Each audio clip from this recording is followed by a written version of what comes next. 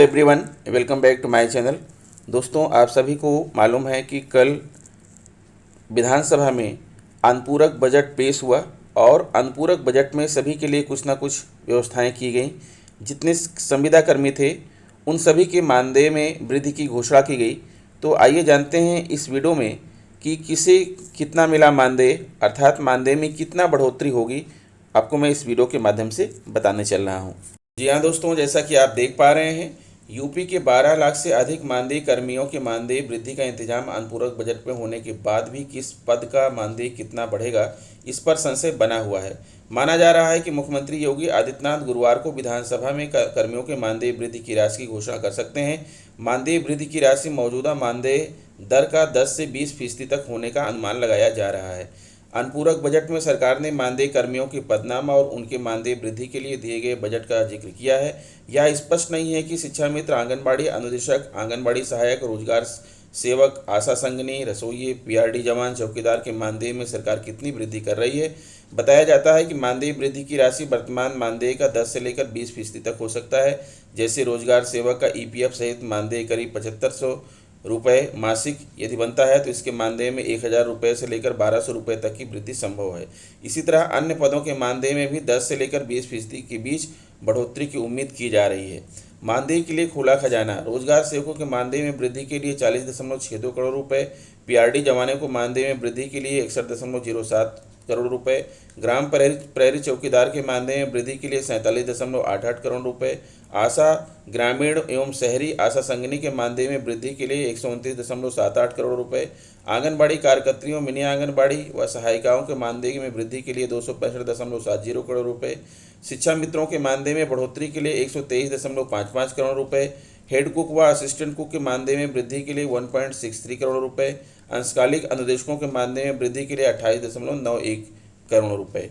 तकरीबन 10 लाख मानदेय कर्मियों के मानदेय में 1000 की वृद्धि। योगी सरकार ने विधानसभा चुनाव से पहले अपने मिनी बजट अनुपूरक बजट को पूरी तरह चुनावी चाशनी से भरकर अपनी उम्मीदें बढ़ाने का दांव चल दिया है। वित्त वर्ष 2021-22 के 7301.51 लाख करोड़ रुपए के अनुपूरक बजट का बड़ा जोर मानदेय पर काम करने वाले प्रदेश के करीब 10 लाख नाराज फील्ड कर्मियों को पुचकारने, प्रबुद्ध अधिवक्ताओं को खुश करने, खिलाड़ियों युवाओं को साधने व अपने फ्लैगशिप प्रोग्राम से जुड़े इंफ्रास्ट्रक्चर प्रोजेक्ट को रफ्तार देने पर रहा है। सरकार ने अयोध्या व वाराणसी के जरिए अपने धार्मिक व सांस्कृतिक एजेंडे पर भी फोकस बनाए रखा। प्रदेश के कर्मचारी पिछले 4 वर्षों से महंगाई व तमाम तरह की मुश्किलों का हवाला देकर पारिश्रमिक बढ़ाने की गुहार लगा रहे थे। सुनवाई न होने पर सरकार को चुनाव में सबक सिखाने की चेतावनी देने लगे थे। सरकार ने सबसे पहले मानदेय पर काम करने वाले 10 लाख फील्ड कर्मियों को साधने का दांव चला है। शिक्षा विभाग के शिक्षा मित्र, अंशकालिक अनुदेशक तथा कस्तूरबा गांधी बालिका विद्यालय की मुख्य व सहायक रसोइयों के साथ आशा कार्यकर्ता व संगनी, आंगनबाड़ी कार्यकर्ता, मिनी आंगनबाड़ी कार्यकर्ता व सहायिका, पीआरडी जवानों, रोजगार सेवकों व चौकीदारों, ग्राम प्रहरियों के मानदेय में 1000 रुपये प्रतिमाह की वृद्धि का प्रस्ताव किया गया है। ये वह कर्मी हैं जो विधानसभा चुनाव में बीएलओ के रूप में वोट घटाने बढ़ाने से लेकर मतदान संपन्न कराने तक में अहम भूमिका निभाते हैं। इन कर्मियों को बढ़ा मानदेय सितंबर में जुड़कर मिलेगा और अक्टूबर से भुगतान होगा। सरकार को इस निर्णय से प्रतिवर्ष करीब 576 करोड़ रुपये अतिरिक्त व्ययभार आएगा। सरकार की ओर से आधिकारिक रूप से कार्मिकों के मानदेय में 1000 की वृद्धि का कोई स्पष्ट उल्लेख नहीं किया गया है, पर आवंटित बजट के हिसाब से यह वृद्धि 1000 तय मानी जा रही है। युवाओं खिलाड़ियों के लिए 3002 करोड़। सरकार ने युवाओं और खिलाड़ियों को आकर्षित करने के लिए नई योजनाओं का ऐलान किया है।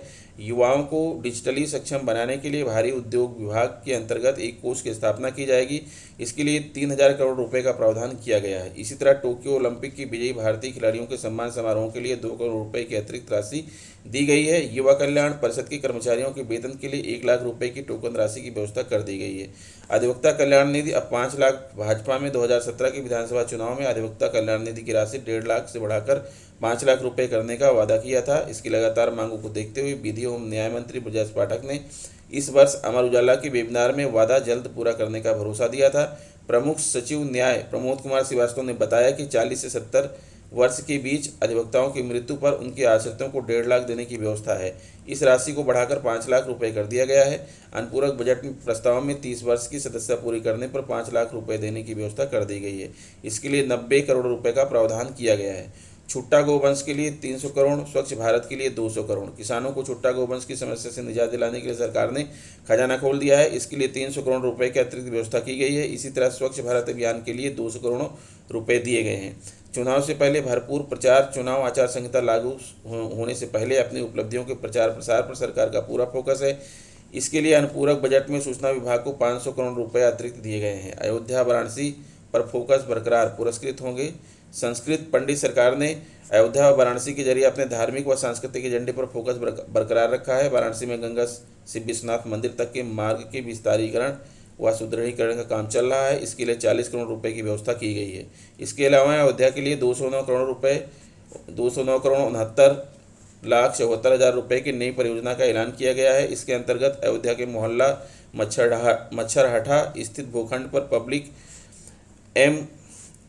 वैनिटीज़ व एक मंजिला पार्क के लिए 54,78,67,000 रुपये, टेढ़ी बाजार चौराहे पर पार्किंग व जन सुविधाओं के विकास के लिए 80,70,93,000 रुपये, टेढ़ी बाजार के निकट जिला पंचायत की निष्प्रयोज अतिथि गृह परिसर भूखंड पर जन सुविधाओं व 2 मंजिला पार्क के लिए 42,40,87,000 रुपये दिए गए हैं। कैशलेस कुंज योजना में पार्किंग व जन सुविधाओं के विकास के लिए 7,65,21,000, अयोध्या मार्ग स्थित जलकल अमानीगंज के सामने भूमि पर जन सुविधाओं के विकास 2 मंजिला पार्क के लिए 24,07,06,000 रुपये दिए गए हैं। इसी तरह संस्कृत पंडितों को पुरस्कृत करने के लिए यूपी संस्कृत संस्थान को अनुदान के लिए 30 लाख रुपये दिए गए हैं। संस्कृत संस्थान के बहुउद्देशीय भवन के लिए 9.70 करोड़ रुपये दिए गए हैं।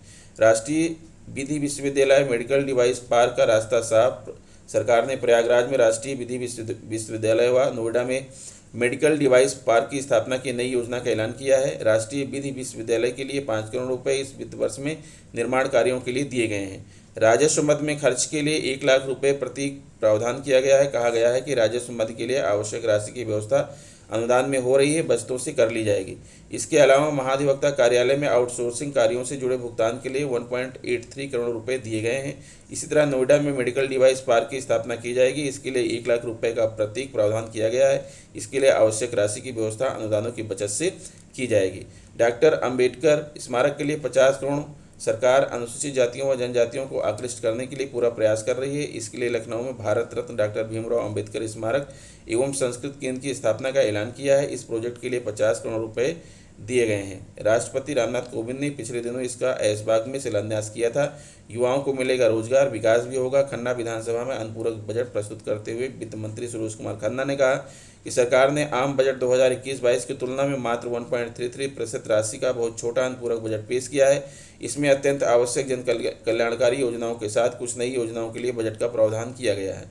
अनुपूरक बजट में युवाओं को रोजगार, गन्ना किसानों को भुगतान, अधिवक्ता कल्याण, आंगनबाड़ी कार्यकर्ताओं सहित अन्य मानदेय कर्मियों के मानदेय वृद्धि का प्रावधान किया गया है। योगी सरकार ने 4.5 साल के शासन में प्रदेश के प्रति धारणा बदली है। न केवल नए रिकॉर्ड बनाए हैं बल्कि पुराने रिकॉर्ड तोड़े भी हैं। इन कार्यों के लिए भी पैसे राजीव गांधी ग्रामीण विद्युतीकरण योजना में ग्रामीण विद्युतीकरण निगम से प्राप्त ऋण पर दिए जाने वाले ब्याज के भुगतान के लिए 17,23,95,000 रुपये, उदय योजना में विद्युत वितरण कंपनियों की हानियों की फंडिंग के लिए 1500 करोड़ रुपये, राजीव गांधी ग्रामीण विद्युतीकरण योजना के लिए REC से प्राप्त ऋण की वापसी के लिए 13,54,76,000 रुपये, 1 जनवरी 2008 से 24 अप्रैल 2008 तक बिक्री किए गए NPK उर्वरक पर भुगतान किए गए वैट पर बकाया ब्याज के भुगतान के लिए 66.50 लाख रुपये, भारतीय प्रशासनिक सेवा के परिवीक्षाधीन अधिकारियों के प्रशिक्षण अवधि के वेतन भुगतान के लिए 1,27,38,000 रुपये, लोकायुक्त संगठन के वेतन आदि खर्चों के लिए 28.55 लाख रुपये, विधान परिषद सचिवालय में ई-ऑफिस ई-विधान व्यवस्था, विधान परिषद सचिवालय में ई-ऑफिस ई-विधान व्यवस्था लागू की जाएगी। ई-ऑफिस के लिए 44.91 लाख व ई-विधान के लिए 8,23,53,000 रुपये दिए गए हैं।